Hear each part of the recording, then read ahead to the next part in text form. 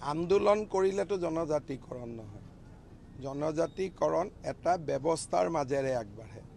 নৱেম্বৰ মাহত জনজাতিকৰণ সম্পৰ্কত মন্ত্ৰীসভাৰ গোটে প্ৰতিবেদন দিব। সেই প্ৰতিবেদনৰ ওপৰত ভিত্তি কৰি পৰৱৰ্তী ব্যৱস্থা ল'ব।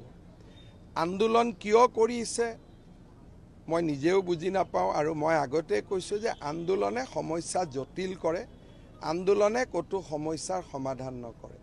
যদি আপুনি বেছিকৈ আন্দোলন কৰে, বড়ো মিচিং ৰাভা মানুহখিনিয়ে লাগি যাব যে জনজাতিকৰণ কৰিব নালাগে, বুজাবুজি কৰি থাকিলে চব কাম হৈ যায়, হ'ব। আৰু আজিলৈকে মই অসমত যিমান কাম কৰিছোঁ, NDFBৰ পৰা BLT লৈ আৰু যিমান কাম মই দেখা পাইছোঁ, সকলো কাম আলোচনাৰ মাজেদিয়ে মই দেখা পাইছোঁ। আন্দোলনৰ মাজেদিতো কোনো কাম হোৱা আজিলৈকে মই দেখা নাই।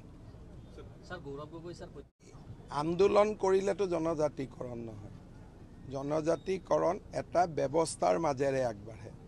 নৱেম্বৰ মাহত জনজাতিকৰণ সম্পৰ্কত মন্ত্ৰীসভাৰ গোটে প্ৰতিবেদন দিব। সেই প্ৰতিবেদনৰ ওপৰত ভিত্তি কৰি পৰৱৰ্তী ব্যৱস্থা ল'ব। আন্দোলন কিয় কৰিছে মই নিজেও বুজি নাপাওঁ, আৰু মই আগতে কৈছোঁ যে আন্দোলনে সমস্যা জটিল কৰে, আন্দোলনে ক'তো সমস্যাৰ সমাধান নকৰে।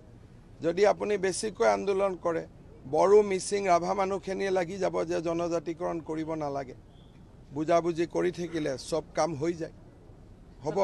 আৰু আজিলৈকে মই অসমত যিমান কাম কৰিছোঁ, NDFBৰ পৰা BLT লৈ আৰু যিমান কাম মই দেখা পাইছোঁ, সকলো কাম আলোচনাৰ মাজেদিয়ে মই দেখা পাইছোঁ। আন্দোলনৰ মাজেদিতো কোনো কাম হোৱা আজিলৈকে মই দেখা নাই। আন্দোলন কৰিলেতো জনজাতিকৰণ নহয়।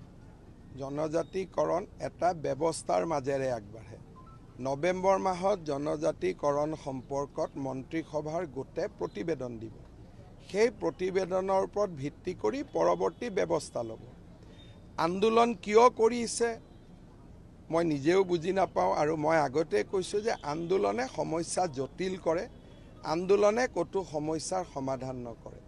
যদি আপুনি বেছিকৈ আন্দোলন কৰে, বড়ো মিচিং ৰাভা মানুহখিনিয়ে লাগি যাব যে জনজাতিকৰণ কৰিব নালাগে, বুজাবুজি কৰি থাকিলে চব কাম হৈ যায়, হ'ব। আৰু আজিলৈকে মই অসমত যিমান কাম কৰিছোঁ, NDFBৰ পৰা BLT লৈ আৰু যিমান কাম মই দেখা পাইছোঁ, সকলো কাম আলোচনাৰ মাজেদিয়ে মই দেখা পাইছোঁ। আন্দোলনৰ মাজেদিতো কোনো কাম হোৱা আজিলৈকে মই দেখা নাই।